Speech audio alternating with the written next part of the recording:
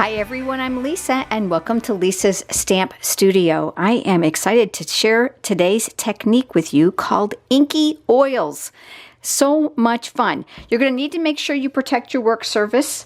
You might want a little disposable glove if you don't like ink on your fingers. And I'm going to use my silicone craft sheet.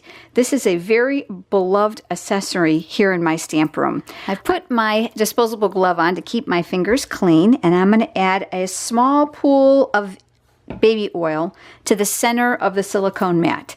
And you can use any refill color that you like. And this is Lemon Lime Twist.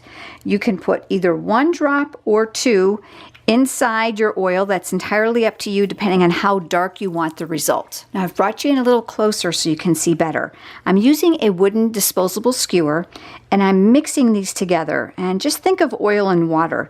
You know how they separate, right? They don't like each other. Same thing here with the ink and the oil. So I'm just trying to separate some of that color to dissipate it among the baby oil that's here on the silicone craft sheet. All right, that looks good. I've got my piece of Whisper White cardstock and I'm going to dip it in the oil and I'm going to lift and I'm going to dip and I'm going to lift and I'm going to dip and lift, and I'm going to do the same thing by beginning to move it all over the paper. Do you see what's happening to the paper, how the oil is beginning to seep through? That's totally fine. That's actually what we want. So you can see that there's no control over these. Remember, I told you that no two are going to be alike. Once you have the whole thing saturated and you've got color where you want it, because you can continue to place it if you don't like it where it's at, that looks pretty good, you're going to compress this between some paper towels.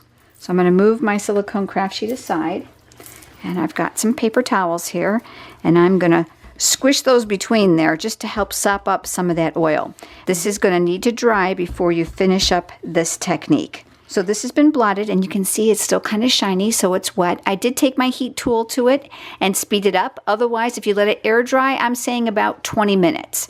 But let me show you what happens when it's finished. Once it's finished, this actually becomes very opaque. So I've just stamped a background here with the diagonal stamp. And look, do you see that? Do you see how this almost turned into like a vellum finish? Isn't that the neatest thing? But wait till you see my completed card.